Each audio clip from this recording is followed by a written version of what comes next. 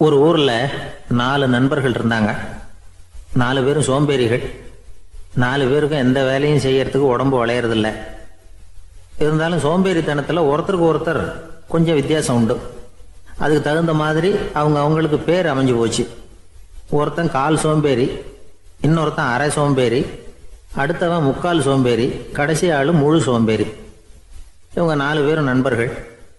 அப்புறம் எப்படி காரியம் நடக்கும்? 4 பேரும் ஒரு வீதியில் அப்படியே நடந்து போய்கிட்டு இருக்கிறாங்க. நல்ல பசி. எங்கேயாவது சோறு போடுவாங்களா அப்படின்னு பார்த்துக்கிட்டே வந்தாங்க. அவங்க வந்த வழியில் ஒரு ரூபா காசு கிடந்தது தரையில். அவங்க கண்ணில் அது பட்டுது. ஆனாலும் அதை குனிஞ்சு எடுக்கணுமே, அதுக்கு சோம்பேறித்தனம். முழு சோம்பேறி பார்த்தான். பக்கத்தில் வந்துக்கிட்டு இருந்த முக்கால் சோம்பேறிக்கிட்ட சொன்னானா, டேய் அதை கொஞ்சம் குனிஞ்சு எடுறா அப்படின்னானா. அவன் என்ன பண்ணான் தெரியுமா? அதுக்கு அடுத்தபடியாக வந்த அரை சோம்பேறிகிட்ட சொன்னானா, டேய் நீ அதை கொஞ்சம் குனிஞ்சு எடுறா அப்படின்னானா. அவன் இவனை விட மோசம். அடுத்தவங்ககிட்ட சொல்லியிருக்கிறான். அவனும் குனியறதுக்கு தயாராக இல்லை.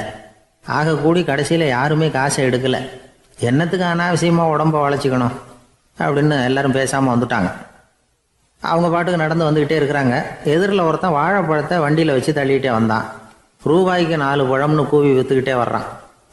இப்போ அந்த முழு சோம்பேறி சொன்னானா, டேய் வழியில் கிடந்ததை 1 ரூபா, அதையாவது எடுத்துக்கிட்டு வந்திருந்தா இப்போ இந்த பழத்தை வாங்கி ஆளுக்கு ஒன்று சாப்பிடலாமே அப்படின்னானா.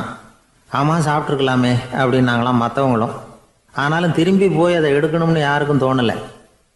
பேசாமல் சோர்ந்து போய் நடந்து வந்தாங்களாம். இருட்டி போச்சு. வழியில் ஒரு கோவில். சரி இங்கேயே படுத்து தூங்குவோம் அப்படின்னா ஒருத்தன். அதுதான் சரின்னாங்க மற்றவங்களும். அப்படியே மண்டபத்தில் படுத்துட்டாங்க. கோவில் அர்ச்சகர் வேலையெல்லாம் முடிச்சு விட்டு வெளியில் வந்திருக்காரு. இவங்கள பார்த்தாராம். ஏன் இப்படி சோர்ந்து போய் கிடக்குறீங்க அப்படின்னு விசாரிச்சிருக்காரு. 2 நாளாச்சுங்க நாங்கள் சாப்பிட்டு அப்படின்னாங்களாம். அவர் உடனே ஐயோ பாவம் அப்படின்னு சொல்லி பானை, விறகு, அரிசி, தண்ணி எல்லாம் கொடுத்து நீங்களே சமையல் பண்ணி சாப்பிட்டுக்குங்க அப்படின்னு சொல்லிவிட்டு போயிட்டார். இந்த 4 பேருக்கும் சமையல் பண்ணி சாப்பிட்ணும்னு ஆசையாக தான் இருந்தது. ஆனால் அடுப்பு பற்ற வைக்கணுமே, அதுக்கு தீப்பெட்டி வேணுமே. தீப்பெட்டி இல்லை.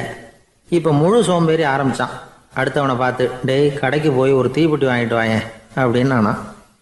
அவன் வழக்கம் போல் அடுத்தவங்ககிட்ட சொல்லியிருக்கான். அவன் அதுக்கு அடுத்தவங்ககிட்ட சொல்லியிருக்கிறான். கடைசியாக கால் சோம்பேறிக்கிட்ட வந்து சேர்ந்தது. அவனும் அது நம்மால் முடியாது அப்படின்னு பேசாமல் இருந்துட்டான். இப்போ தீப்பெட்டி வேணுமே, அதுக்கு என்ன பண்ணுறது? அவங்களுக்குள்ளே பேசி ஒரு முடிவுக்கு வந்தாங்களாம். அதாவது யார் முதல்ல வாயை திறந்து பேசுகிறாங்களோ அவங்க தான் தீப்பெட்டி வாங்கிறதுக்கு போகணும் அப்படின்னு. அவ்வளவுதான். உடனே 4 பேரும் வாயை கெட்டியாக மூடிக்கிட்டு படுத்துக்கிட்டாங்க. அவங்க சமையல் பண்ணி சாப்பிட்டாங்களா என்ன அப்படிங்கிறது அர்ச்சகருக்கு தெரியல. சரி பார்த்துட்டு வரலாமேன்னு வந்தார். வந்து பார்க்குறாரு, இவங்க 4 பேரும் அசையாமல் படுத்து கிடக்குறாங்க. அர்ச்சகர் பயந்துட்டார். ஒருவேளை பசி தாங்காமல் செத்து போட்டாங்களோ அப்படிங்கிற பயம். அல்லது நாம் கொடுத்த உணவுப் பொருளில் ஏதாவது விஷம் கலந்துருக்குமோ அப்படின்னும் பயந்தார். அப்படின்னா நம்ம மேலே பழி வந்துருமே அப்படின்னு நினச்சி நடுங்க ஆரம்பிச்சிட்டார். அப்புறம் அவரும் ஒரு முடிவுக்கு வந்தாராம். கோவிலுக்கு பக்கத்துலேயே ஒரு பெரிய குழி இருந்தது. அதில் ஒவ்வொருத்தரையாக இழுத்துக்கிட்டு போய் போட்டார். கொஞ்சம் மண்ணை தள்ளினார். காலால் மிதித்தார். அவர் மிதித்த மிதி ஒருத்தன் அடி வயத்தில் போட்டுவிட்டுது. அவன் உடனே வலி தாங்காமல் ஐயோ அம்மான்னு அலறினான். உடனே நடந்தது என்ன தெரியுமா? மற்ற 3 பேரும் துள்ளி எழுந்திரிச்சாங்களாம். அவனை பார்த்து நீ தாண்டா தீப்பெட்டி வாங்க போகணும், நீ தாண்டா வாங்க போகணும், நீ தான் சத்தம் போட்ட அப்படின்னு சொல்லி ஆரம்பிச்சிட்டாங்களாம். அர்ச்சகர் பார்த்தார். இது பேய் மாதிரி தெரியுதுன்னு நினச்சிக்கிட்டு ஒரே ஓட்டமாக ஓடி போட்டாராம். கிராமப்புறங்களில் இப்படி ஒரு கதையை சொல்கிறது உண்டு. சோம்பல்ங்கிறது நம்ம முன்னேற்றத்துக்கு பெரிய தடை அப்படிங்கிறத நாம் புரிஞ்சுக்கணும். அதுதான் இந்த கதை சொல்கிற நீதி. ஒரு பள்ளிக்கூடத்தில் ஒரு புதுமையான போட்டி நடந்துதான். அதாவது சோம்பேறித்தனத்துக்கு பரிசு. அதில் 2வது பரிசு யாருக்குன்னு அறிவிச்சாங்க. ஒரு பையன் எழுந்திரிச்சு மெதுவாக நடந்து போய் பரிசை வாங்கிட்டான். அடுத்தது முதல் பரிசு யாருக்கு அப்படின்னு அறிவிச்சாங்களாம்.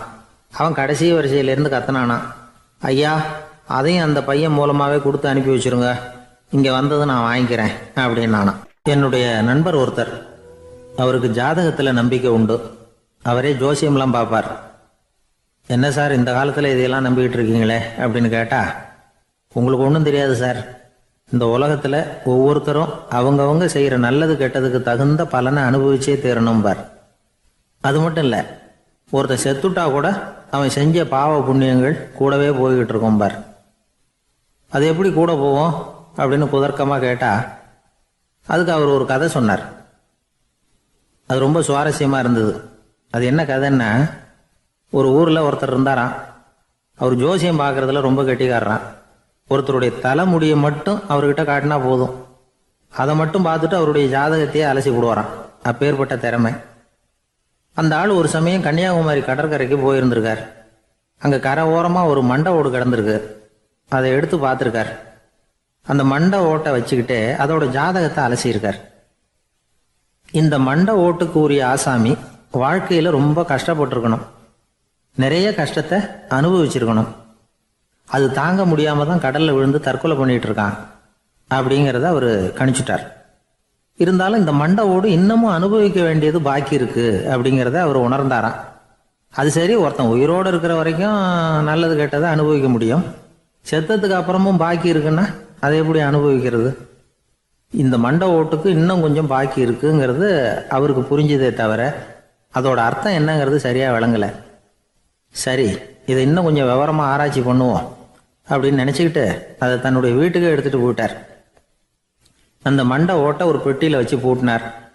தன்னுடைய தனி அறையில் அதை பத்திரமா வச்சுக்கிட்டார். தினமும் ராத்திரி ஆனதும் தன்னுடைய மனைவியை பார்த்து, நீ போய் பூஜை அறையில் தனியாக படுத்துக்க அப்படின்னு சொல்லிவிட்டு தினம் ராத்திரி 12 மணிக்கு பெட்டியை திறந்து அவர் பார்ப்பார். மண்டை ஓடு அப்படியே இருந்தது தவிர இன்னும் கொஞ்சம் பாக்கி இருக்குங்கிறதுக்கு அர்த்தம் அவருக்கு விளங்கலை. அந்த மண்டை ஓட்டுக்கு இன்னும் என்ன பாக்கி இருக்க போகுது? எப்படியோ ஒரு 10 நாள் போச்சு. அந்த வீட்டம்மாவுக்கு சந்தேகம் வந்துட்டுது. நம்ம வீட்டுக்காரரு நம்மளை தனியாக ஏன் தூங்க சொல்கிறார் அப்படிங்கிற சந்தேகம். உடனே பக்கத்து வீட்டு அம்மா கிட்ட விஷயத்தை சொல்லியிருக்கிறாங்க. அந்த அம்மா உடனே, நீ கவலைப்படாத, நான் கண்டுபிடிச்சி சொல்கிறேன் அப்படின்னு சொல்லிவிட்டாங்களாம். அன்னைக்கு ராத்திரியே ஜன்னல் வழியாக எட்டி பார்த்துருக்குறாங்க. இந்த ஆள் மண்டை ஓட்டை கையில் வச்சுக்கிட்டு அது திருப்பி திருப்பி பார்த்துக்கிட்டு இருக்கிறான். அதை பார்த்துட்டாங்க. மறுநாள் காலையில் அவரோட மனைவியை பார்த்தாங்க. ஏம்மா, உன் வீட்டுக்காரருக்கு நீ முதல் மனைவியா 2வது மனைவியா அப்படின்னு கேட்டாங்களாம்.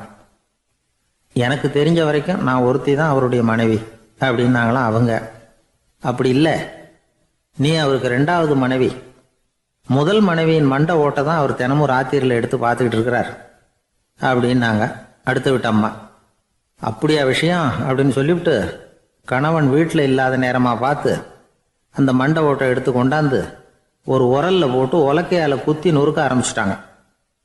வெளியில் போயிருந்த அந்த ஆள் அப்போ தான் உள்ள நுழைஞ்சார். மண்டை ஓடு உலக்கை கிட்ட குத்து வாங்கிட்டு இருக்கு. அது அனுபவிக்க வேண்டியது இன்னும் கொஞ்சம் பாக்கி இருக்குங்கிறதுக்கு அர்த்தம் எனக்கு இப்போதான் புரிஞ்சுது அப்படின்னாராம் அவர். இந்த கதையிலேருந்து நாம் இன்னொரு நீதியையும் புரிஞ்சுக்கணும்.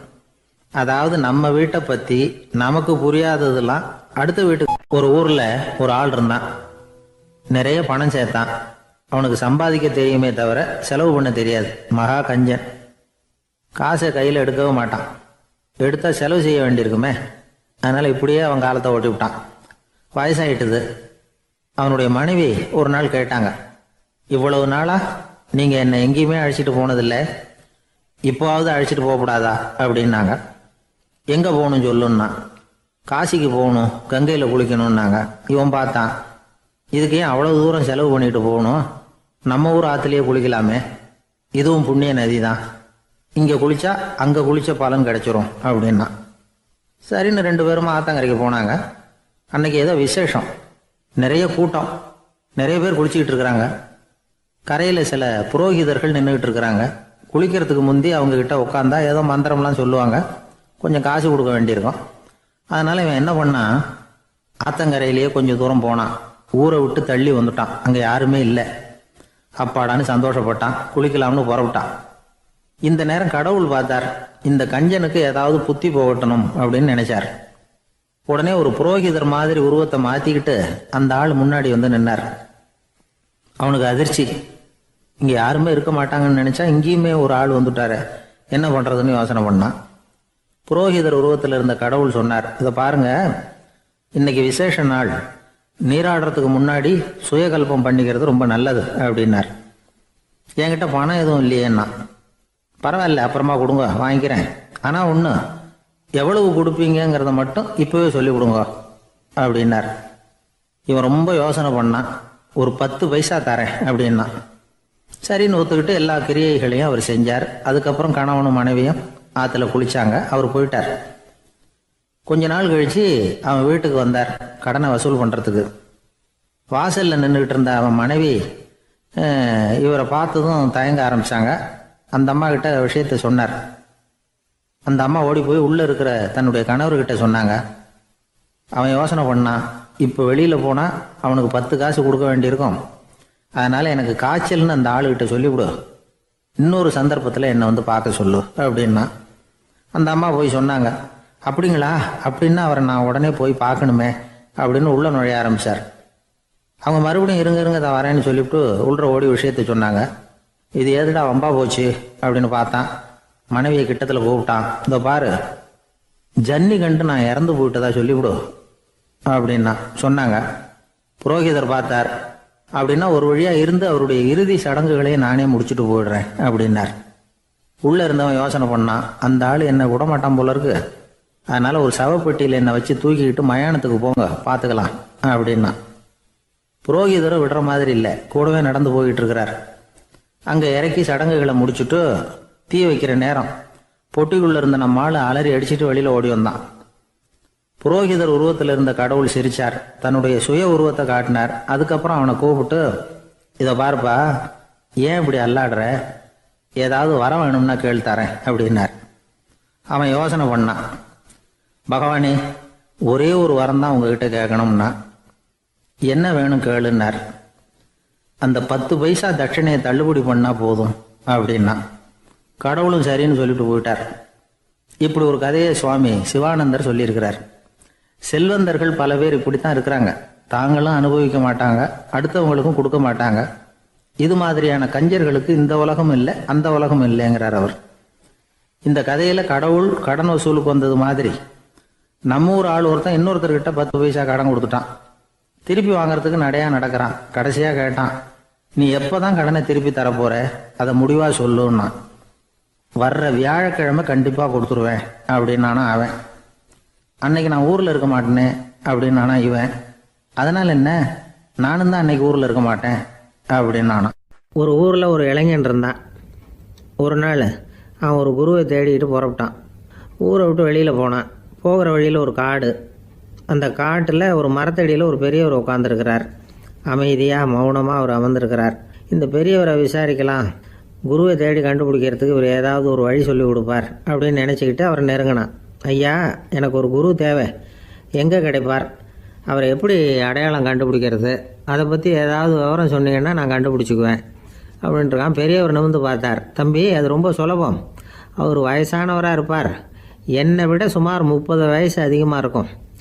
அவர் ஒரு மரத்தடியில் தான் உட்காந்துருப்பார் அப்படின்ட்டுருக்கான். சரிங்க பெரியவரே, அது என்ன மாதிரியான மரம், எப்படி இருக்கும் அப்படின்னு கேட்டிருக்கான். பெரியவர் அந்த விவரங்களையும் சொல்லியிருக்கிறாரு. அது மட்டும் இல்லை, சந்திக்கிற நாள், நேரம், வினாடி முதற்கொண்டு எல்லா விவரங்களையும் துல்லியமாக சொன்னாராம். இவ்வளவு விவரங்களை இவரால் எப்படி சொல்ல முடியுது அப்படின்னு இவனுக்கு ஆச்சரியம். இருந்தாலும் அந்த பெரியவர் கடைசியாக ஒரு விவரம் சொன்னார். அது என்ன தெரியுமா, எப்படியும் நீ அவரை சந்திக்கிறதுக்கு ஒரு 30 வருஷம் ஆகும் அப்படின்னு சொல்லிவிட்டாரான். ரொம்ப நன்றிங்க பெரியவரே அப்படின்னு சொல்லிவிட்டு அந்த இளைஞன் புறப்பட்டுருக்கான். இப்போ அவனுக்கு குரு பற்றின விவரம் எல்லாம் கிடைச்சிட்டுது, சந்திக்கிற நேரமும் தெரிஞ்சுட்டுது. ஆனால் 30 வருஷம் அவரை தேடி அலைய வேண்டியிருக்குமே. அவன் தேட ஆரம்பித்தான். காடு மலை எல்லாம் சுற்றி அலைஞ்சான். பல வருஷங்கள் தேடினான். அழுத்து போயிட்டான். கடைசியில் அவனுக்கும் வயசாகிட்டுது. கடைசியில் தன்னுடைய சொந்த ஊருக்கே திரும்பி போய்கிட்டு இருந்தான். அங்கே ஒரு மரத்தடியில் அவன் தேடிக்கிட்டு இருந்த குருநாதர் கிடைச்சார். யார் அவருன்னா, 30 வருஷத்துக்கு முன்னாடி வழி சொல்லி கொடுத்தாருல அதே பெரியவர். அவருக்கு இப்போ 30 வயசு அதிகமாக இருந்தது. அதே மரம். அன்னைக்கு பெரியவர் சொன்ன அடையாளம் இப்போ பொருத்தமாக இருந்தது. இப்போ அந்த பெரியவர் சொன்னார், சரியாக வந்து சேர்ந்துட்டேன், வா, உனக்காக தான் நான் இவ்வளவு காலமும் காத்துக்கிட்டு இருந்தேன் அப்படின்னாரான். என்ன சொல்கிறீங்கன்றிருக்கான். 30 வருஷத்துக்கு முன்னாடி என்கிட்ட வந்தியே, அப்போவே என் காலம் வந்து முடிஞ்சு போயிருந்தது. அப்போவே என்ன உனக்கு அடையாளம் தெரியல, அதனால் இவ்வளவு காலம் உனக்காக காத்துட்ருக்கும்படி ஆயிட்டுது அப்படின்னாராம். ஐயா, அப்போவே நீங்கள் சொல்லியிருக்கலாமே, இதுதான் 30 வருஷம் கழித்து நீ சந்திக்க போகிற இடம், நான் தான் உன்னுடைய குரு அப்படின்னு சொல்லியிருக்கலாமே அப்படின்ட்டுருக்கான். அந்த பெரியவர் சிரிச்சுக்கிட்டே இதுக்கு பதில் சொன்னாராம். நான் எவ்வளவோ விவரமாக தான் சொன்னேன், நீ சரியாக புரிஞ்சிக்கல. காரணம், அப்போ நீ போதுமான அளவுக்கு பக்குவம் பெற்றிருக்கவில்லை.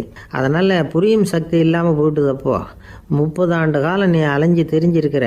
அது காரணமாக இப்போ உனக்கு அந்த பக்குவம் வந்துட்டுது அதனால தான் அடையாளம் காண முடிஞ்சது, நானே உன்னுடைய குரு அப்படின்னாராம். இதுலேருந்து என்ன தெரியுதுன்னா, ஆன்மீகத்தில் மாணவனாக சேர்றதுக்கு கூட ஒரு பக்குவத்தன்மை தேவைப்படுது.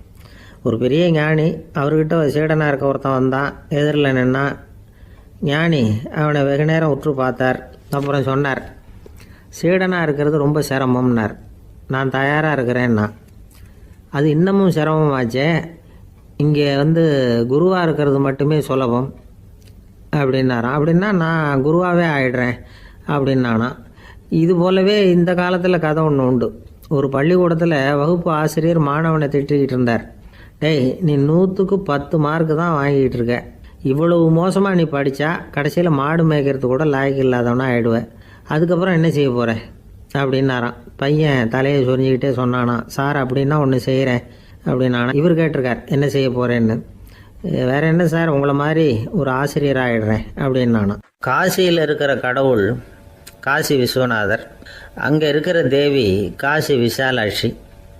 இவங்க 2 பேரும் ஒரு நாள் பேசிக்கிட்டு இருந்தப்போ கடவுள் சொன்னார், இந்த மனிதர்களை நாம் ரொம்பவும் நம்பிக்கையோடு தான் படைச்சிருக்கிறோம். இருந்தாலும் அவங்களுக்கு தான் நம்பிக்கை இல்லை, எதுலேயும் ஒரு உண்மையான நம்பிக்கை இல்லாமல் வாழ்ந்துக்கிட்டு இருக்கிறாங்க அப்படின்னார்.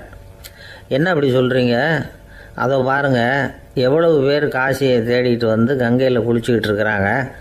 அவங்களெலாம் நம்பிக்கை இல்லைன்னா இவ்வளவு தூரம் தேடிட்டு இங்கே குளிப்பாங்களா அப்படின்னு நாங்கள் தேவி. சரி, அதை சோதித்து பார்க்கலாம் அப்படின்னு 2 பேரும் முடிவு பண்ணிக்கிட்டாங்க.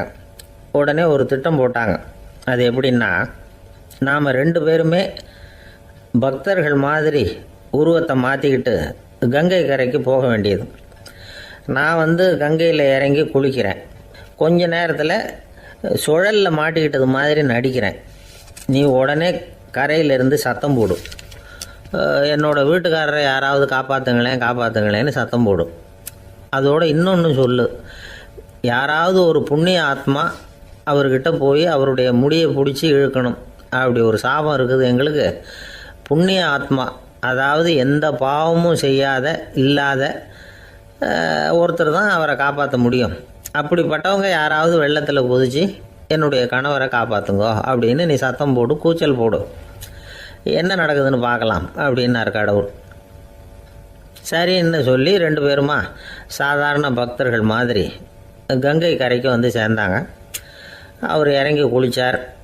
திட்டம் போட்டது மாதிரியே சுழலில் மாட்டிக்கிட்டது மாதிரி கத்துனார்.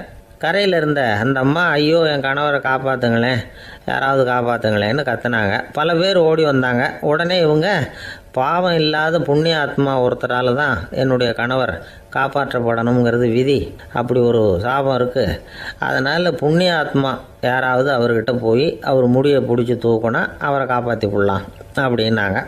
இவங்க இப்படி சொன்னதும் எல்லாரும் திகைச்சு போய் நின்றுட்டாங்க. ஒவ்வொருத்தருக்கும் அவங்க செஞ்ச பாவம்லாம் ஒவ்வொன்றா ஞாபகத்துக்கு வர ஆரம்பிச்சுட்டுது. சரி, இதுக்கு நாம் லாயக்கு இல்லை அப்படின்னு சொல்லி ஒதுங்கி போக ஆரம்பிச்சிட்டாங்க எல்லாம். இந்த சமயத்தில் யாரோ ஒருத்தர் வேகமாக ஓடி வந்தார். ஆற்றுல குதிச்சார். அவர்கிட்ட போனார், முடியை பிடிச்சார், தூக்கினார், அவரை காப்பாற்றி கரைக்கு கொண்டுட்டு வந்துட்டார். அப்படி காப்பாற்றின அந்த ஆளை இவங்க 2 பேரும் தனியாக கூப்பிட்டுக்கிட்டு ஒரு மண்டபத்துக்கு வந்துட்டாங்க. விசாரிக்கிறாங்க. நீ யாரப்பா அப்படின்னு கேட்குறாங்க. ஏதும் தெரியாத மாதிரி. நான் இந்த ஊர் அன்ன சத்திரத்தில் வேலை செய்கிற ஒரு சமையல்காரன் அப்படிங்கிறார். நீ கங்கையில் குளிக்கிறது உண்டான்னு கேட்டிருக்காங்க. நான் இந்த ஊர்லேயே தான் இருக்கிறேன், இருந்தாலும் தினமும் கங்கையில் குளிக்கிறது இல்லை, எப்பாவது ஒரு நாள் அங்கே குளிப்பேன் அப்படின்னார். கங்கையில் மூழ்கி எழுந்திரிச்சா பாவம்லாம் தொலையும்னு சொல்கிறாங்க. அப்படி இருக்கிறப்போ அங்கே இன்றைக்கி கங்கையில் குளிச்சுக்கிட்டு இருக்கிறவங்கெல்லாம் தங்களை புண்ணிய ஆத்மாவாக நினைக்கல.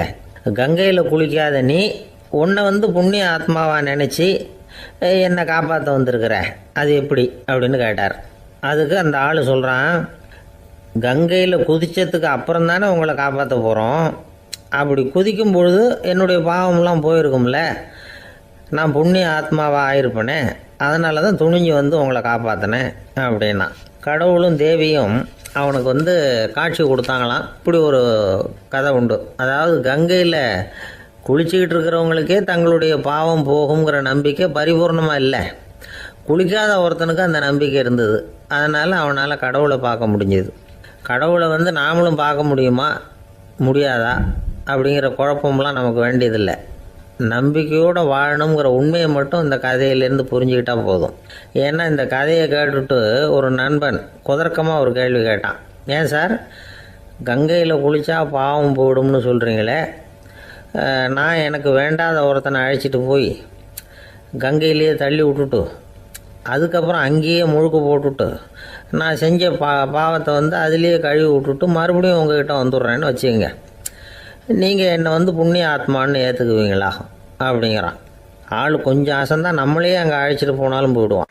ஜவஹர்லால் நேரு பிரதமராக இருந்த சமயம் அவர் ஒரு தடவை சென்னைக்கு வந்திருக்கிறார். இங்கே சில முக்கிய நிகழ்ச்சிகளில் கலந்துக்கிறதுக்காக வந்திருந்தார். ஆளுநர் மாளிகையில் ஒரு நாள் ராத்திரி தங்கி மறுநாள் புதுடெல்லி புறப்படுறதாக ஏற்பாடு. நிகழ்ச்சியிலெல்லாம் முடிச்சுக்கிட்டு ஆளுநர் மாளிகையில் தங்கியிருக்கிறார்.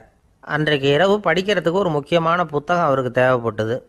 அந்த சமயத்தில் உலக அளவில் ஒரு முக்கியமான பொருளாதாரம் சம்பந்தமான ஒரு புத்தகம் வெளியாகி இருக்கிற விஷயம் அவருக்கு தெரியும். அந்த புத்தகம் மெட்ராஸுக்கு வந்திருக்குமா, அது இங்கே கிடைக்குமா அப்படின்னு விசாரிச்சிருக்கிறார் நேருஜி. அவர் இப்படி கேட்ட உடனே அங்கே இருந்தவங்கெல்லாம் ரொம்ப பரபரப்பாக செயல்பட ஆரம்பிச்சுட்டாங்க. முக்கியமான இடங்கள்ல எல்லாம் விசாரிச்சிருக்கிறாங்க அந்த புத்தகம் உங்ககிட்ட இருக்கான்னு. சென்னையில் உள்ள கன்னிமாரா நூல் நிலையத்துக்கு எப்படியும் அந்த புத்தகம் வந்திருக்கணும் அப்படின்னு ஒரு நம்பிக்கை. அங்கே விசாரித்தாங்க. அந்த புத்தகம் 2 நாளைக்கு முன்னாடி தான் அங்கே வந்திருக்குது அப்படிங்கிற விஷயம் தெரிஞ்சுது. உடனே எல்லோரும் அங்கே ஓடினாங்க. அவங்களுக்கு இன்னொரு சந்தேகம், புத்தகம் வந்திருக்கு சரி, அது இந்த சமயத்தில் வேறு யாரும் படிக்கிறதுக்கு எடுத்துகிட்டு போயிருக்கக்கூடாதே அப்படிங்கிற சந்தேகம் இருந்தாலும் மனசுக்குள்ளே ஒரு தைரியம். இப்படி ஒரு புத்தகம் வெளிவந்திருக்கிற விஷயமே நேருஜி சொல்லி தான் நமக்கே தெரியும். அதுவும் இல்லாமல் உலக பொருளாதாரம் சம்பந்தமான ஏதோ ஒரு புத்தகம் அது. அதை போய் இந்த நேரத்தில் அவ்வளவு ஆர்வமாக யார் எடுத்துகிட்டு போயிட போகிறாங்க அப்படிங்கிற தைரியம். இந்த தைரியத்தோடு அந்த நூல் நிலையத்துக்கு ஓடினாங்க. புத்தகத்தை தேடினா அது கிடைக்கல, யாரோ எடுத்துகிட்டு போயிருக்கிறாங்க. நேருவுக்கு மட்டுமே தெரிஞ்சிருந்த அந்த புத்தகம் பற்றின விஷயம் சென்னையில் வேற ஒருத்தருக்கும் தெரிஞ்சிருக்குது. உடனே எல்லாரும் பரபரப்பாக அதுக்குன்னு இருக்கிற ரிஜிஸ்டர் இருக்குல்ல, பதிவேடு, அதை புரட்டி பார்க்குறாங்க யார் எடுத்துகிட்டு போகிறாங்கன்னு தெரிஞ்சுக்கிறதுக்காக. எடுத்துகிட்டு போனவங்க அதில் கையெழுத்து போட்டிருப்பாங்கல்ல, அதை பார்த்து யாருன்னு தெரிஞ்சுக்கலாம் அப்படிங்கிறதுக்காக தான் அதை புரட்டுறாங்க. அதோ அந்த புத்தகத்தோட பேர் பக்கத்தில் அதை எடுத்துக்கிட்டு போனவங்க கையெழுத்து உத்து பார்க்குறாங்க எல்லாரும். அதில் போட்டிருக்குது பேர் CN அண்ணாதுரை அப்படின்னு எழுதியிருந்தது. அவர் தான் பேரறிஞர் அண்ணா. நேரு படிக்க விரும்பின ஒரு புத்தகத்தை அதே நேரம் படிக்க விரும்பின இன்னொரு தலைவர் இவர். படிக்கிறதுல அவருக்கு இருந்த ஆர்வத்தை நாம் தெரிஞ்சுக்கணும்னா அதுக்கு எவ்வளவோ சம்பவங்கள் இருக்குது. கடைசி காலத்தில் அவர் அடையாறு மருத்துவமனையில் படுத்திருக்கிறார். அவருக்கு ஒரு முக்கியமான அறுவை சிகிச்சை செய்ய வேண்டியிருக்குது அவசரமாக. அமெரிக்காவிலேருந்து டாக்டர் மில்லர் வந்திருக்கிறார். அவர்கிட்ட கேட்குறார், டாக்டர் நாளைக்கே அறுவை சிகிச்சை செய்ய போகிறீங்களா அப்படின்னு. ஆமாங்கிறார் டாக்டர் மில்லர். நாளைக்கு மறுநாள் செஞ்சுக்கிறேனே அப்படின்னாரான் அண்ணா. ஏன் ஏதாவது நாள் பார்க்குறீங்களான்னு கேட்டிருக்கார். இல்லை, ஒரு புத்தகத்தை படிச்சுக்கிட்டு இருக்கிறேன், அதை நாளைக்குள்ளே முடிச்சிருவேன், அதுக்கப்புறம் நான் இறந்தாலும் கவலை இல்லை அப்படின்னாரான் இவர். அவர் தான் அறிஞர் அண்ணா. சங்ககால நூல்கள்லேருந்து சமீபத்தில் வந்த நூல்கள் வரைக்கும் எல்லாம் அவர் படிச்சிருக்கிறார். ஒரு திருமண விழாவில் அவர் பேசும்பொழுது சொன்ன விஷயம் இது. சங்க காலத்தில் காதலியை மணக்க விரும்புகிறவனுக்கு அவனுடைய தந்தை வீர சோதனைகள்லாம் வைப்பார். போய் புலிப்பல் கொண்டுக்கிட்டு வா, அப்போ தான் என் பொண்ணை கொடுப்பேன் அப்படின்னு சொல்லுவார். காதலன் உடனே காட்டுக்கு போவான், ஒரு புலியை கொன்று அதனுடைய பல்லை கொண்டுக்கிட்டு வருவான். அதை வீர பதக்கத்தில் பதிச்சு அவனுக்கு மாமனார் சூட்டுவார் கல்யாண சமயத்தில். இப்போலாம் காதலன் கிட்ட அப்படி சொல்ல முடியாது. இப்போலாம் காதலன்கிட்ட காட்டுக்கு போய் புலிப்பல் கொண்டுக்கிட்டு வான்னு யாராவது சொன்னால் புலி தான் மாப்பிள்ளையாக வந்து சேரும் அப்படின்னார். ஒரு விவசாயி விதைக்கிறதுக்காக வயல்வெளி பக்கம் போகிறார். விதைகளை அள்ளி வீசினார். அப்போ என்ன ஆச்சுன்னா, சில விதைகள் பாதை ஓரத்தில் விழுந்தது, சில விதைகள் முள் செடிகள் மண்டி இருந்த புதருக்கு இடையில் விழுந்தது, சில விதைகள் நல்ல நிலத்தில் விழுந்தது. பாதை ஓரத்தில் விழுந்த விதை என்ன ஆச்சுன்னா, அதெல்லாம் பறவைகள் கண்ணில் போட்டுவிட்டுது. உடனே உட்காந்து கொத்தி தின்னுட்டு போட்டுது. அதிகமாக மண் இல்லாத பாறை பகுதியில் விழுந்த விதையெல்லாம் லேசாக வேர் விட்டு முளைக்க ஆரம்பிச்சுது. அதுக்கப்புறம் வேர் கீழேயும் ஆழமாக போக முடியல, மேலேயும் சூரிய வெப்பம் அதிகம் தாங்க முடியல, எல்லாம் காஞ்சி கருகி போட்டுது. புதர் பகுதியில் சில விதைகள் விழுந்தது இல்லையா, முள் செடிகள் காடாக மண்டி போயிருந்தது. அதனால் முளைச்சி வர்ற செடிக்கு நெருக்கடி அதிகமாக போட்டுது, சரியாக வளர முடியல, விளைச்சலும் சரியா இல்லை. நல்ல நிலத்தில் விழுந்த விதைகள் மட்டும் நல்லா முளைச்சிது, நல்லா வளர்ந்தது, விளைச்சலும் பிரமாதமாக இருந்தது.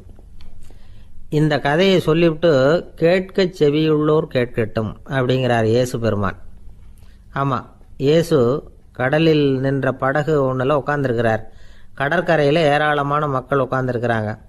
அந்த சமயத்தில் தான் இயேசு ஓமைகள் மூலமாக மக்களுக்கு பல உண்மைகளை சொல்லிகிட்டு இருக்கிறார். மக்கள் அந்த கதையை கேட்டுட்டு ஒன்றும் புரியாமல் முழிக்கிறாங்க. அதை கவனித்த இயேசு அந்த ஓமையை விளக்க ஆரம்பித்தார். இதில் அந்த விதைக்கிறவர் தான் இறைவன். அவருடைய வார்த்தைகளை விதைக்கிறார். அந்த வார்த்தைகளை கேட்கிற மக்கள் அந்த விழுந்த விதைகள் மாதிரி 4 வகையானவர்கள். சில பேர் பாதை ஓரத்தில் விழுந்த விதைகள் மாதிரி இறைவன் வார்த்தைகளை அவங்க கேட்குறாங்க. ஆனால் தீய எண்ணங்கள் செய்கைகள் மூலமாக விதைக்கப்பட்ட வார்த்தைகள் அழிஞ்சு போடுது.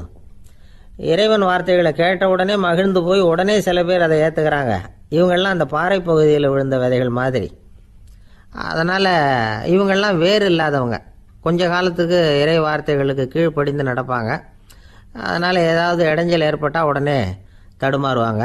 தங்கள்கிட்ட இருக்கிற நல்ல பண்புகளை விட்டுட்டு பாவ வழிகளுக்கு போயிடுவாங்க. முள் செடிகளுக்கு இடையில் விழுந்த விதைகள் மாதிரி உள்ளவங்க யாருன்னா, இவங்களுக்கு உலக கவலை உண்டு, செல்வத்தின் மீது மயக்கம் உடையவர்கள். உலக ஆசைகள் இவங்களுக்குள்ளே பூந்துடுறதுனால அங்கே இருக்கிற நல்ல பண்புகள் மறைஞ்சு போயிடுது. அதனால் அவங்களும் உபயோகம் இல்லாதவங்களாக ஆயிடுறாங்க. நல்ல மனிதர்கள் நல்ல நிலத்தில் விழுந்த விதைகளுக்கு ஒப்பானவர்கள். இவங்க இறை வார்த்தையை கேட்குறாங்க, அதை ஏற்றுக்கிறாங்க, அவங்களும் நல்லபடியாக வாழுறாங்க, அடுத்தவங்களுக்கும் உபயோகமாக இருப்பாங்க. இதுதான் இயேசு சொன்ன விளக்கம். நல்ல வார்த்தைகளை கேளுங்கள், நல்ல வார்த்தைகளை ஏற்றுக்கொள்ளுங்கள், அடுத்தவங்களுக்கு உபயோகமாக இருங்க. இதுதான் பெரியவங்கள்லாம் நமக்கு சொல்லுகிற உபதேசம். ஒரு அப்பா தன்னுடைய மகனுக்கு உபதேசம் பண்ணார். இதை பாருப்பா, நல்ல வார்த்தைகளை கேட்கணும், எப்போதுமே மகன் அப்பா பேச்சை கேட்குறது நல்லது அப்படின்னாராம். நீ ஏதாவது ஒரு தப்பு பண்ணால் என் தலையில் ஒரு முடி நரைச்சி வெள்ளையாக போடும்பா, நீ செய்கிற ஒவ்வொரு தப்புக்கும் என் தலையில் ஒவ்வொரு முடி வெள்ளையாயிடும் அப்படின்னாராம். பையன் யோசிச்சான், அப்பா இப்போ தான் எனக்கு புரியுது, தாத்தாவோட தலைமுடி பூராவும் வெள்ளையாக இருக்கிறதுக்கு என்ன காரணம்ங்கிறது எனக்கு இப்போ தான் புரியுது அப்படின்னானா. ஒரு ராஜா இருந்தார். நாடு பூராவும் நிறைய மரங்களை நட்டு வளர்க்கணுங்கிறது அவரோட ஆசை. தானே அதுக்கு முன்மாதிரியாக இருக்கணும்னு நினைச்சார். அரண்மனையை சுற்றி மரங்களை நட்டு வளர்த்தார். இதை பார்த்துட்டு ஜனங்களும் அவங்கவுங்க வீட்டை சுற்றி மரக்கன்றுகளை நட்டு வளர்த்தாங்க. கொஞ்ச காலத்தில் ஊர் பூரா பசுமையாக மாறிச்சு. எல்லாருக்கும் சந்தோஷமாக இருந்தது. இது ஒரு பக்கம் இருக்கட்டும். இப்போ நான் சொல்ல போகிற கதை வேற. அதாவது அந்த ராஜா ஒரு நாள் தன்னுடைய அரண்மனையை சுற்றி இருக்கிற விதவிதமான மரங்களை எல்லாம் போய் பார்த்தார். எப்படி இருக்கிறீங்க அப்படின்னு ஒவ்வொரு மரத்துக்கிட்டையும் விசாரிச்சாராம். எந்த மரமும் சந்தோஷமாக இருக்கிறதா தெரியல. அதுக்கும் மனசில் ஒரு குறை.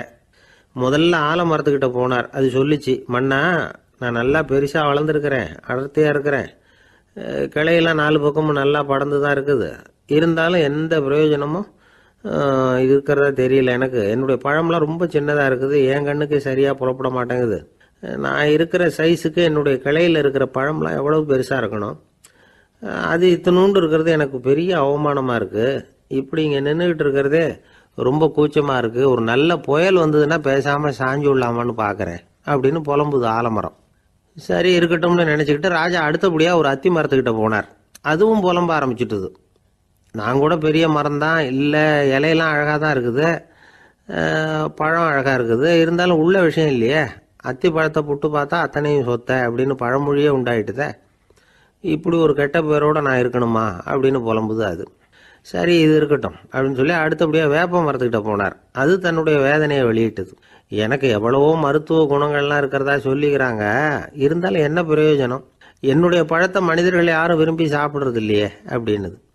ராஜா அடுத்தாப்புல இருந்து ஒரு பனை மரத்துக்கிட்ட போனார். நான் நல்லா உயரமாக தான் வளர்ந்துருக்கிறேன், மற்ற மரங்கள்லாம் என்னை அண்ணாந்து தான் பார்க்கணும், இருந்தாலும் என்கிட்ட நிழலுக்காக யாரும் ஒதுங்கிறது இல்லையே அப்படின்னுது. என்ன இது, எல்லா மரமும் இப்படி திருப்தி இல்லாமல் இருந்துகிட்டு இருக்குதே அப்படின்னு நினச்சிக்கிட்டே ராஜா அடுத்தபடியாக அங்கே இருந்த ஒரு பைன் மரத்துக்கிட்ட போனார். அழகாக உயரமாக பசுமையாக தான் இருந்தது, ஆனால் பழமோ பூவோ கிடையாது. அதை நினச்சி அது வருத்தப்பட்டுக்கிட்டு இருக்குது.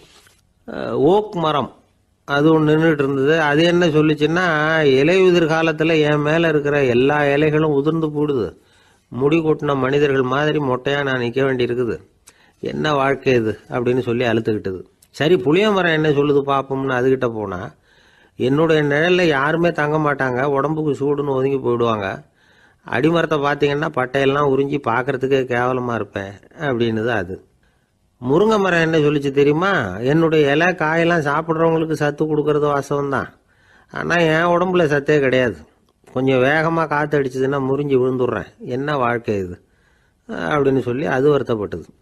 ராஜா யோசனை பண்ணார். என்ன இது, மரங்கள் பூமியின் வரங்கள்னு சொல்கிறோம்.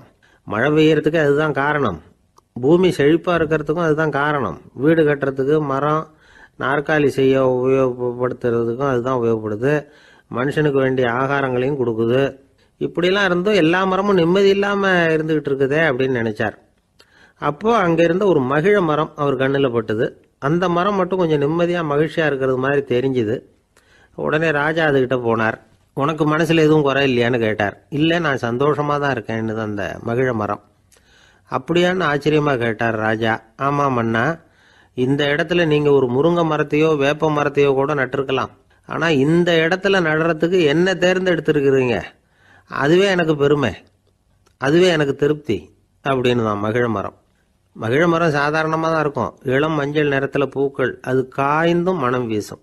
மகிழ மரம் மாதிரி மன திருப்தியோடு வாழறதுக்கு நாம் கற்றுக்கணுமா. நாம் இந்த உலகத்தில் ஒரு நாயாவோ நரியாவோ கூட பிறந்திருக்கலாம், மனுஷனாக பிறந்திருக்கிறோம், அதுவே பெருமை தானே. இந்த நிறைவு தான் மகிழ்ச்சியின் ரகசியம். ஒரு பையன் அப்பா கிட்ட போய், அப்பா நீங்கள் இந்த உலகத்தில் ஒரு மனுஷனாக பிறந்தது என்னோட அதிர்ஷ்டம் நானா. ஏண்டா அப்படி சொல்கிறேன்னு இருக்கார் அப்பா. நீங்கள் ஒரு கரடியாக பிறந்திருந்தா இந்நேரம் நானும் ஒரு கரடி குட்டியாக தானே இருந்திருப்பேன் அப்படின்னு நானா பையன். துருக்மேனியாவில் அஷ்காபாத் அப்படின்னு ஒரு நகரத்தில் ஒரு புவியியல் விஞ்ஞானி இருந்தார். அவர் ஒரு நாய்க்குட்டி வளர்த்தார். ஒரு நாள் முன்னிரவு நேரம் ஒரு மேஜைக்கு முன்னாடி உட்காந்து அந்த விஞ்ஞானி ஏதோ கணக்கு போட்டுக்கிட்டு இருக்கிறார். அவருக்கு ஒரு சின்ன பெண் குழந்தை, அது தொட்டிலில் தூங்கிட்டு இருக்குது. அந்த நாய்க்குட்டியும் ஒரு மூலையில் படுத்து அது பாட்டுக்கு தூங்கிட்டு இருந்தது. ஒரே அமைதி. அந்த நேரத்தில் திடீர்னு அந்த நாய்க்குட்டி துள்ளி எழுந்திரிச்சது. நேராக குழந்தைகிட்ட ஓடிச்சு. அந்த குழந்தைய அது போட்டிருந்த ட்ரெஸ்ஸோடு சேர்த்து கவ்வி தூக்குச்சு. தூக்கிக்கிட்டு வாசல் பக்கம் ஓடிச்சு. நாய்க்குட்டி குழந்தைய கவ்வி தூக்க முடியுமாங்கிற சந்தேகம் உங்களுக்கு இல்லையா? நீங்கள் நம்மூர் நாய்க்குட்டியவே பார்த்து பழக்கப்பட்டிருக்கீங்க, அதனால் நம்புறதுக்கு சிரமமாக இருக்கும். அந்த ஊர்ல எல்லாம் அது ரொம்ப ஸ்ட்ராங்காக இருக்கும், ஒரு ஏதோ கண்ணுக்குட்டி மாதிரி இருக்கும்.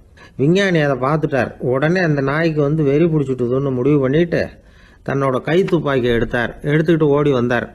அவர் வெளியில் நாய்க்குட்டி எங்கே அப்படின்னு பார்த்து தேடுறார். அந்த நேரத்தில் அந்த வீடு இடிஞ்சு விழுது. காரணம் பூமி அதிர்ச்சி. இப்படி பூமி அதிர்ச்சி உண்டாக போகுதுங்கிறது அந்த நாய்க்குட்டிக்கு முன்னாடியே தெரிஞ்சு போச்சு. அதுதான் குழந்தைய தூக்கிட்டு வெளியில் ஓடி வந்திருக்குது. அது மூலமாக அந்த குடும்பத்தையே காப்பாற்றி இருக்குது அந்த நாய்க்குட்டி. இந்த சம்பவம் நடக்கிறதுக்கு 3 நாளைக்கு முன்னாடியே சில பிராணிகளுக்கு இப்படி நடக்க போகுதுங்கிறது தெரிஞ்சிருக்குதான். ஆமாம், அந்த நகரத்தில் 3 நாளைக்கு முன்னாடியே பாம்பு, பல்லி இதெல்லாம் அது தங்கியிருந்த வலையை விட்டு வெளியில் ஓடி வந்துட்டுது. அதே மாதிரி அங்கிருந்த புறாவெல்லாம் பறந்து போயிடுச்சான்.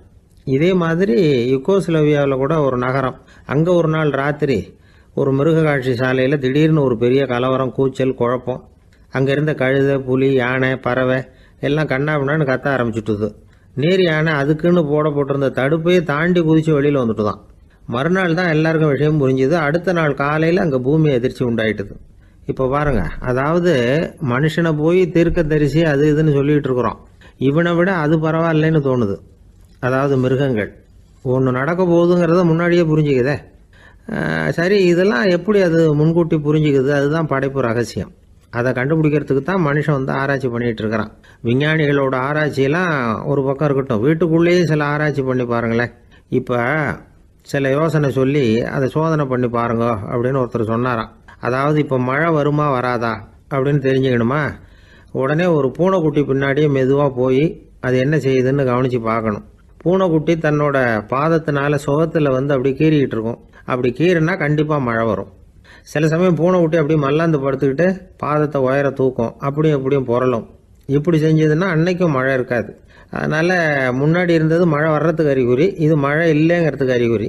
பறவைகள், பிராணிகள் இதுகளோட நடவடிக்கைகளை பார்த்துட்டு அதையெல்லாம் அடிப்படையாக வச்சு தான் காலநிலையை கண்டுபிடிக்கிற கருவிகளை கண்டுபிடிச்சிருக்கிறாங்க. வாத்து இருக்குல்ல, சில சமயம் தன்னோட அழகை தன்னோட இறகுகளில் அப்படியே புதைச்சிக்கும். அப்படி செஞ்சால் குளிர்காலம் வரப்போகுதுன்னு அர்த்தம். பருவநிலை குளிராக மாறப்போகுதுங்கிறதுக்கு இதுதான் அறிகுறி. சிட்டுக்குருவி இருக்குதுல்ல, அதெல்லாம் புழுதியில் உழுந்து புரளும், சிறகுகளை படபடன்னு அடிச்சுக்கும். அப்படி செஞ்சால் மழை வரப்போகுதுன்னு அர்த்தம். ஒன்று மட்டும் நாம் நல்லா தெரிஞ்சுக்கணும், இயற்கையின் சீற்றம்னு சொல்கிறோம் இல்லையா, இயற்கை ஏன் நம்ம மேலே கோவப்படுது? இயற்கையை நாம் அனுசரித்து போகிறதில்ல, அதனால் கோவப்படுது. காடுகளை அழிக்கப்படாது, விலங்குகளை கொல்லக்கூடாது, இயற்கை ஏற்படுத்தி வச்சிருக்கிற சமநிலையை கெடுக்கக்கூடாது. அதை புரிஞ்சுக்கிட்டு வாழ்ந்தோம்னா பூமியும் நடுங்காது, நாமளும் நடுங்க வேண்டிய அவசியம் இருக்காது. ஒருத்தர் இருந்தார், சாராய கடைக்கு போனாராம், நிறைய சாப்பிட்டார். அப்புறம் சொன்னார், இது ரொம்ப அற்புதமான சரக்கு போல் இருக்குது, உள்ளே போன உடனே இந்த பூமியே நடுங்கிறது மாதிரி இருக்குது எனக்கு அப்படின்னாராம். இதுக்கு கடைக்காரர் சொல்லியிருக்கார், நீங்கள் சாப்பிட்டது வெறும் பச்சை தண்ணி தாங்க, இப்போ ஏற்பட்டிருக்கிறது நிஜம் பூமி அதிர்ச்சி அப்படின்னாராம். பக்தின்னு சொல்கிறோம் இல்லையா, அது 3 வகைப்படும் அப்படிங்கிறார் ஒரு பெரியவர். அது என்ன 3 வகைன்னா, தெய்வ பக்தி, அடியார்கள் பக்தி, குரு பக்தி. அடியார் பக்தியை விட தெய்வ பக்தியை விட குரு பக்தி தான் ரொம்பவும் சிறந்ததுங்கிறார் அவர்.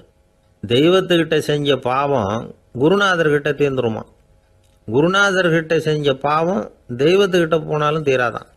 இப்படி பெரியவங்களாம் சொல்லி வச்சிருக்கிறாங்க. ஒரு காடு, அங்கே அயோத தௌமியர் அப்படின்னு ஒரு தபோதனர், அவர் பல மாணவர்களை ஒன்றா சேர்த்து ஒரு குருகுலம் நடத்திக்கிட்டு இருக்கிறார். பல தரப்பட்டவங்க பல திறப்பட்டவங்க மாணவர்கள் அதில் சேர்ந்து படிச்சுக்கிட்டு இருக்கிறாங்க. பாஞ்சால ராஜகுமாரன் ஒருத்தனும் அந்த குருகுலத்தில் சேர்ந்து படிச்சுக்கிட்டு இருக்கிறான். அவன் பேர் ஆருணி. பெரிய இடத்து புள்ள, இருந்தாலும் படுப்பில் ரொம்ப கெட்டிக்காரனாக இருந்தான். அவன் தான் அங்கே முதல் மாணவன். ஒரு நாள் குருநாதர் அந்த அரசகுமாரனை கூப்பிட்டார். நம்ம குருகுலத்துக்கு சொந்தமான வயலில் தண்ணீர் பெருகி வெள்ளம் பயிரை அழிக்குதான், அதனால் நீ போய் மடையை அடைச்சிட்டு வந்துரு அப்படின்னார். அந்த அரசகுமாரன் உடனே புறப்பட்டான். குருநாதர் சொல்லிட்டார்ல, உடனே புறப்பட்டான்.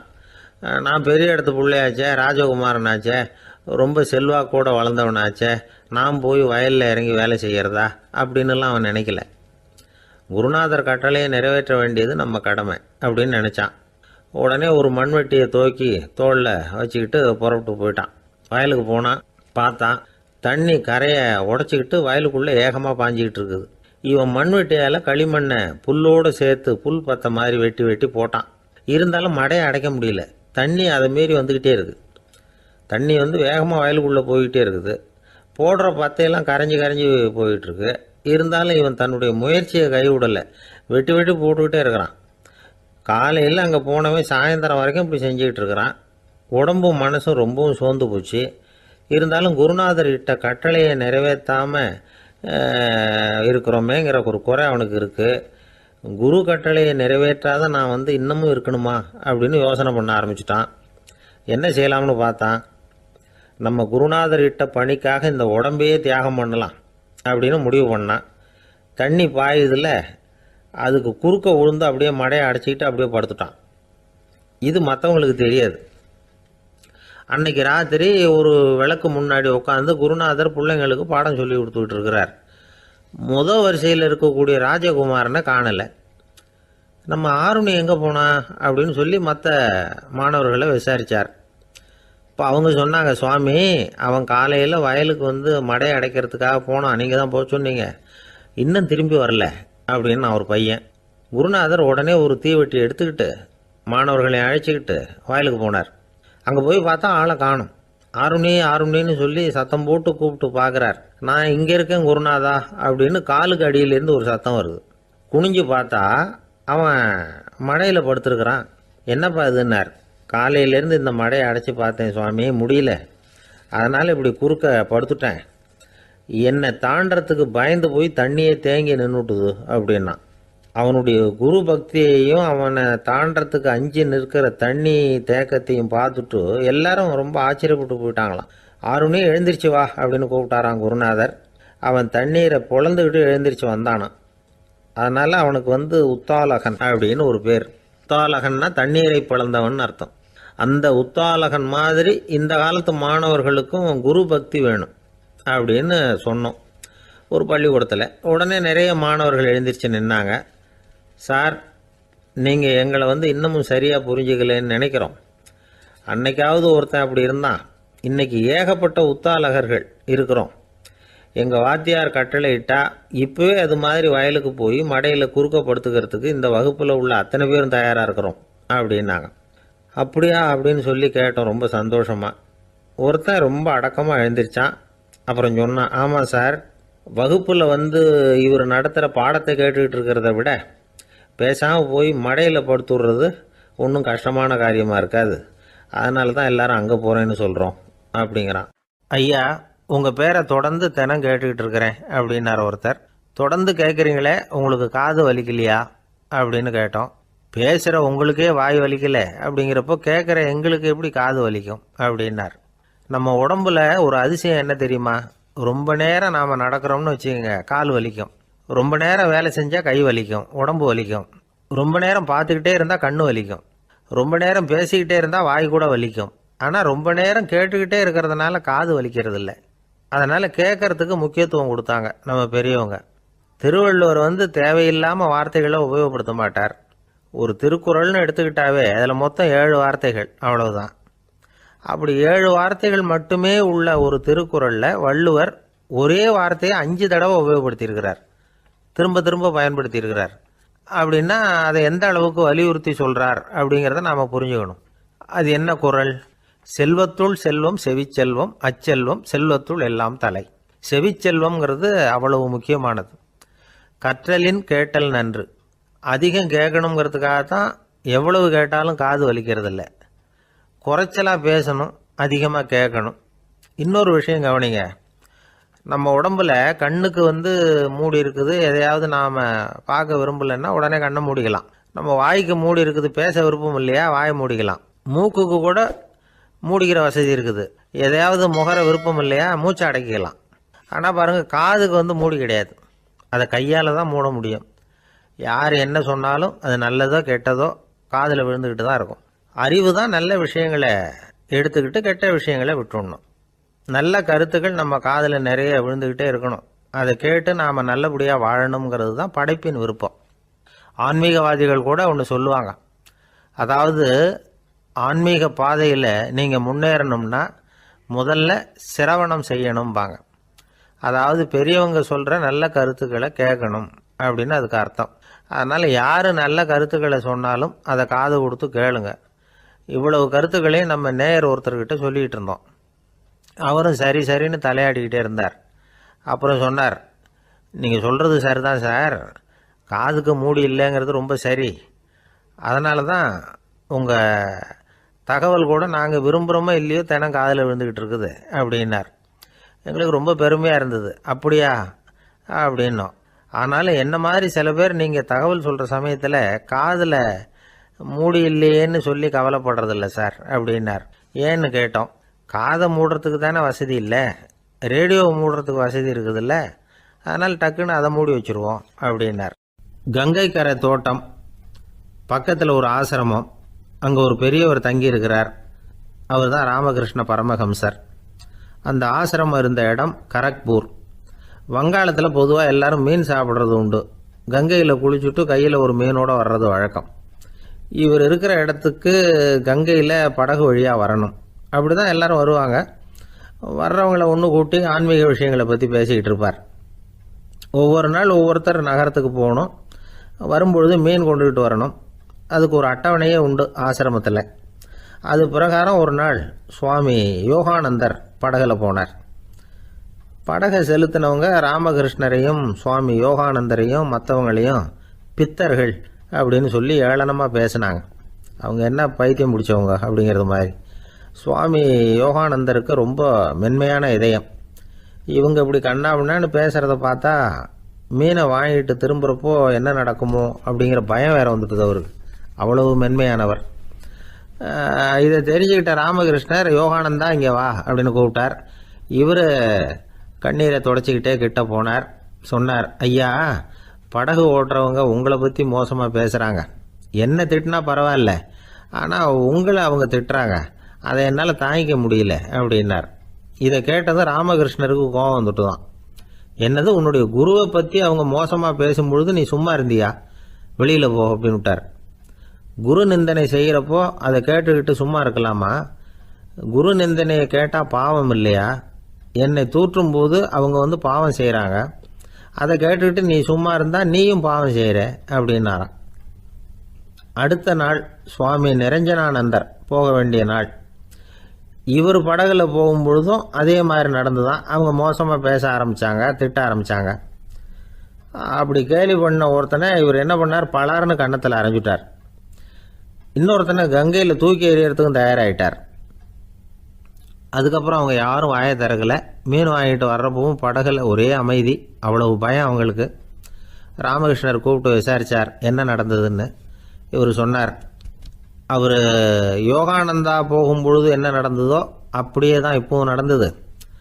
குரு நிந்தனை செய்கிறத கேட்டுக்கிட்டு நான் சும்மா இருப்பேனா, ஒருத்தனை அப்படியே அரைஞ்சுட்டேன், இன்னொருத்தனை ஆற்றுல தூக்கி போட்டுருவேன்னு பயமுறுத்தினேன், அவ்வளவுதான் அப்படின்னாராம். இப்போவும் ராமகிருஷ்ணருக்கு கோபம் வந்துட்டு தான். என்ன இது, அணியறது காஷாயம், இருக்கிறது ஆசிரமம், உனக்கு இவ்வளவு கோபம் வந்ததுன்னா அப்புறம் என்னத்துக்கு ஆசிரமத்தில் இருக்கணும், பிரம்மச்சாரி எப்பவும் அமைதியாக இருக்கணும் அப்படின்னு அறிவுரை சொன்னாராம் ராமகிருஷ்ணர். அப்போ இவர் கேட்டாராம், ஏங்க அவருக்கு ஒரு விதமான அறிவுரை சொன்னீங்க, எனக்கு வேற விதமாக அறிவுரை சொல்கிறீங்க, இதில் எது உண்மை அப்படின்னு கேட்டிருக்கார். இதுக்கு ராமகிருஷ்ணர் சொன்ன பதில் என்னென்னா, அட அசடே, சக்கரத்தில் காற்று அதிகமாக இருந்தால் குறைக்கணும், குறைச்சலாக இருந்தால் கூட்டணும். அவன் சாது, அவனுக்கு அதிக உணர்ச்சி தேவை, உனக்கு படபடப்பு அதிகம், உனக்கு பொறுமை தேவை அப்படின்னாராம். இதில் உள்ள கருத்து என்னென்னா, கல்விங்கிறது எப்படின்னா அதை சூழ்நிலைக்கு தகுந்த மாதிரி கற்பிக்கணும். எல்லாருக்கும் ஒரே மாதிரி கற்பிக்கக்கூடாது. கேட்குற ஒரு தகுதி, புரிஞ்சுக்கிற திறமை, இதை பொறுத்து கல்வி அமையணும்.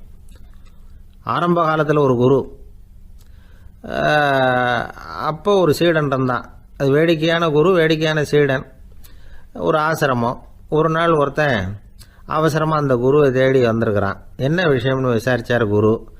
உங்கள் சீடர் என்னை அடிச்சுட்டார் அப்படின்னு புகார் பண்ணானா அந்த ஆள். குரு சீடனை கூப்பிட்டார். அடிச்சியா இந்த ஆளை அப்படின்னு கேட்டாராம். ஆமான் இருக்கான் சீடன்.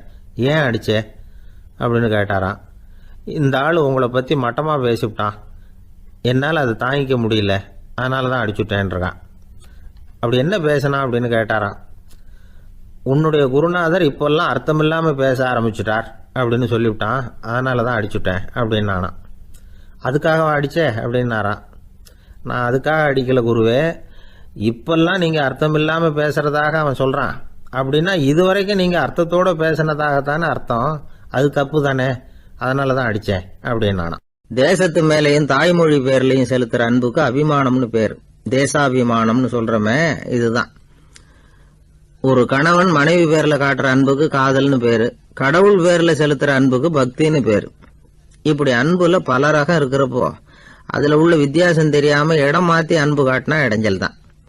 சரி, இந்த அன்பை பத்தி விஞ்ஞானம் என்ன சொல்லுது தெரியுமா? இதயத்தை பாதுகாக்கிறதுக்கு முக்கியமா தேவைப்படுற ஒண்ணு இந்த அன்புதான்னு சொல்லுது. நெதர்லாந்து விஞ்ஞானிகள் இதை ஆராய்ச்சி பண்ணியே கண்டுபிடிச்சிருக்கிறாங்க. கொஞ்சம் முயல் குட்டிகளை 2 பிரிவா பிரிச்சாங்க. 2 குரூப்புக்கும் கொழுப்பு அதிகமா உள்ள ஆகாரத்தையே கொடுத்துக்கிட்டு வந்தாங்க. ஆனா ஒரு குரூப்புக்கு வெறுமன ஆகாரத்தை கொடுத்ததோட சரி, இன்னொரு குரூப் முயல்களுக்கு ஆகாரம் கொடுத்ததோட நிறுத்திக்கல. அதுக்கு முன்னாடி கூண்டுகளை திறந்து விட்டு முயல்களை கொஞ்ச நேரம் எடுத்து கொஞ்சி விட்டு அதுக்கப்புறமா ஆகாரம் கொடுத்தாராம் ஆராய்ச்சியாளர். இந்த குரூப்புக்கு இதய பாதிப்பு 60% குறைச்சலா இருந்துதான். சில நோயாளிகளுக்கு ஹார்ட் அட்டாக் வந்தாலும் அதை தாங்கிக்கிட்டு குணமாகிற சக்தி அதிகமா இருக்குது. இது எப்படின்னு ஆராய்ச்சி பண்ணி பார்த்துருக்கிறாங்க. அவங்கெல்லாம் மனைவி தன் பேர்ல ரொம்ப அன்பா இருக்கிறதாக நினைக்கிறவங்களா இருக்கிறாங்களாம். இதய நோயாளிகள் பல பேரை சந்திச்சு இதய நோய் ஏற்பட என்ன காரணம்னு கேட்டிருக்கிறாங்க. அவங்க சொன்ன காரணம்லாம் சாப்பாடு சம்பந்தமா இல்லையா, மனைவி அன்பா இல்ல, இப்படிப்பட்ட காரணத்தை தான் சொல்றாங்களாம். அதனால இதயத்தை பாதுகாக்கணும்னு நினைக்கிறவங்க அடுத்தவங்க அன்பா இருக்கிறது மாதிரி பாத்துக்குங்க, அதுதான் முக்கியம். ஒருத்தர் முகம் பூரா பிளாஸ்டரி போட்டுக்கிட்டு வந்தார். ரொம்ப கோபமா, என்னங்க ஆச்சுன்னு விசாரிச்சேன். எல்லாம் உங்களால தான் சார்னார். விவரமா சொல்லுங்களேன். என்ன உங்க தகவலை கேட்டுட்டு ஒரு பூனைக்குட்டியை கையில எடுத்தேன், அன்பா அதை தடவி கொடுக்கறதுக்காக. ஆனா அது முந்திக்கிட்டது, அது என் முகத்தை தடவி கொடுத்துட்டுது, முகம் பூரா நகை கீறல், அதுதான் இப்படி அப்படின்னார். ஒருத்தர் ரொம்ப அவசரமா போயிட்டு இருந்தார். எங்க சார் போறீங்கன்னு கேட்டோம். எனக்கு வேண்டியப்பட்ட ஒருத்தருக்கு குழந்தை பிறந்திருக்கிறதாக செய்தி வந்திருக்கு. அதுதான் ஆஸ்பத்திரிக்கு போயிட்டு இருக்கேன், பார்த்துட்டு வரலாம்னு அப்படின்னார். அப்படின்னா கொஞ்சம் இப்படி உட்காருங்க அப்படின்னோம். சில விவரம்லாம் சொல்கிறேன், கேட்டுக்கிட்டு போங்க அப்படின்னோம். உட்காந்தார். அப்புறம் சொல்ல ஆரம்பித்தோம். புதுசாக பிறந்திருக்கிற ஒரு குழந்தைய பார்க்க போகிறதுன்னா அது சாதாரண விஷயம் இல்லை. அதில் ரொம்பவும் கவனமாக நடந்துக்கணும். புது குழந்தைக்கு நோய் சுலபமாக தொற்றும். முக்கியமாக காற்று மூலமாக பரவுகிற நோய்கள் சுலபமாக வந்துடும். அதனால் நமக்கு உடம்பு சரியில்லைன்னா குழந்தைய விட்டு கொஞ்சம் தள்ளியே இருக்கிறது தான் நல்லது. பெரியவங்களை பொறுத்த வரைக்கும் சாதாரணமாக உள்ள ஒரு கிருமி கூட குழந்தைய பொறுத்த வரைக்கும் ரொம்ப மோசமான ஒரு கிருமியாக இருக்கும். சில வெளிநாடுகளில் எப்படி தெரியுமா, பிறந்த குழந்தை தூங்கிக்கிட்டு இருக்கிற ஒரு ரூமுக்கு போகணும்னா போகிறவங்க முகமூடி போட்டுக்கணும், காலணிகளை மாற்றிக்கணும், அவ்வளவு சுத்தமாக உள்ளே போய் பார்த்துட்டு வரணும். பொதுவாக சில ஆஸ்பத்திரிகளில் பார்த்தீங்கன்னா பார்வையாளர்கள் நேரத்தில் விசிட்டிங் ஹவர்ஸ் தாயை விட்டு குழந்தைய தனியாக பிரித்து வச்சுருவாங்க. எதுக்குன்னு நினைக்கிறீங்க? அந்த நேரம் பல பேர் வருவாங்க போவாங்க, அவங்க கை கால் சுத்தமாக இருக்காது. சுத்தமில்லாத கைகள் மூலமாக கிருமிகள் பரவும். சுத்தமில்லாத கைன்னா மண்ணு தூசி படிஞ்சிருக்கிற கை மட்டும் தான் அர்த்தம் இல்லை. சாலையில் கையை வீசிக்கிட்டு நடந்து வர்றீங்க, குழந்தைய பொறுத்த வரைக்கும் அது கூட சுத்தம் இல்லாத கை தான். தாயை தவிர மற்றவங்க குழந்தைய தூக்காமல் பார்த்துக்கிறது நல்லது. தாய் கூட அளவோட கொஞ்சிறதோட நிறுத்திக்கணும். புதுசாக ஒரு குழந்தைய பெற்றிருக்கிற பொண்ணுக்கிட்ட மற்ற தாய்மார்கள் ஏதாவது சொல்லிக்கிட்டே இருப்பாங்க. குழந்தைய அப்படி வளர்க்கணும் இப்படி வளர்க்கணும் அப்படின்னு ஏதாவது அட்வைஸ் பண்ணிக்கிட்டே இருப்பாங்க. இப்படி ஓவராக அறிவுரை பண்ணுறது அந்த பொண்ணை குழப்பி விட்டுரும். அதனால் அப்படிலாம் பண்ணக்கூடாது. அந்த பெண்ணே ஏதாவது கேட்டால் கூட டாக்டர் சொல்ல வேண்டிய விவரங்களை எல்லாம் நாமே சொல்லிக்கிட்டு இருக்கக்கூடாது. புதுசாக பிறந்திருக்கிற குழந்தைய மட்டும்தான் இப்படி பார்க்கணும்னு இல்லை. ஒரு நோயாளி குழந்தைய பார்க்க போகிறதுனா கூட ரொம்ப எச்சரிக்கையாக தான் நடந்துக்கணும். ஒரு தின்பண்டமோ விளையாட்டு சாமானோ அந்த குழந்தைக்கு நாம் வாங்கிட்டு போகிறதா வச்சுக்குவோம். அதை நேராக கொண்டுகிட்டு போய் அந்த குழந்தைகிட்டே கொடுக்கக்கூடாது. அதோட அப்பா அம்மா கிட்ட ரகசியமாக கொடுக்கலாம். அவங்க முடிவு பண்ணட்டும் குழந்தைகிட்ட அதை கொடுக்கலாமா வேண்டாமாங்கிறத. அவங்களுக்கு தான் தெரியும் அதோட மனசும் உடம்பும்.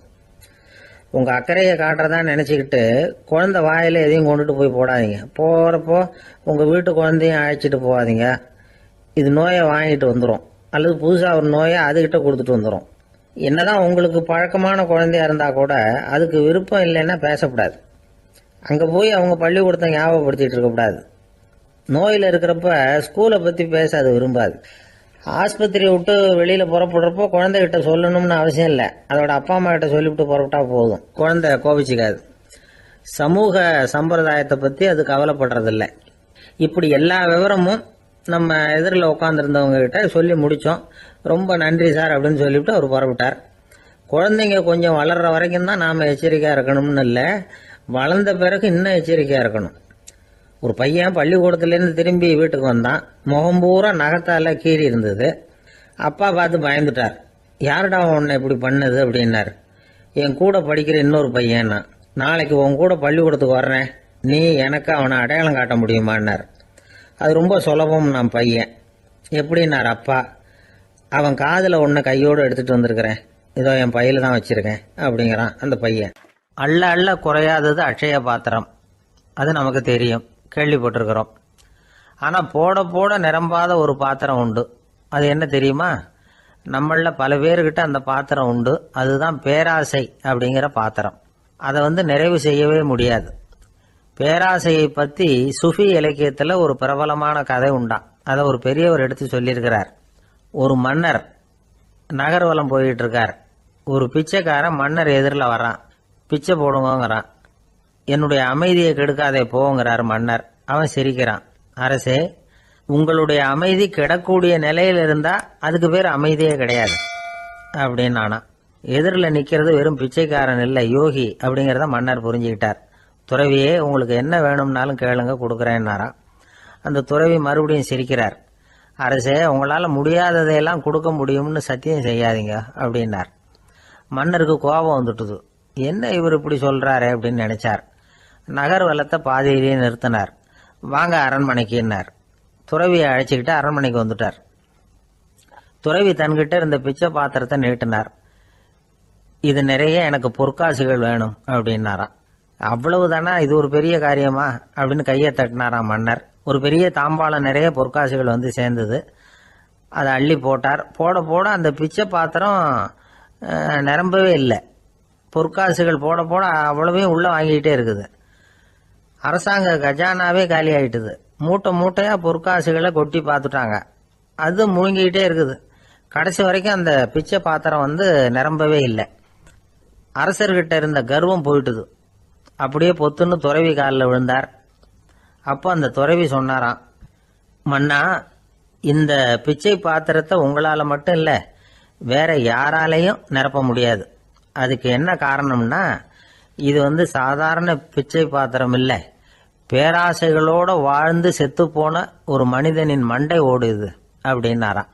பாருங்க, இதுதான் அந்த சுஃபி இலக்கிய கதை. செத்த பிறகும் நிறைவு இல்லைன்னா அது எப்பேற்பட்ட பேராசையா இருக்கும்னு யோசிச்சு பார்த்துங்க.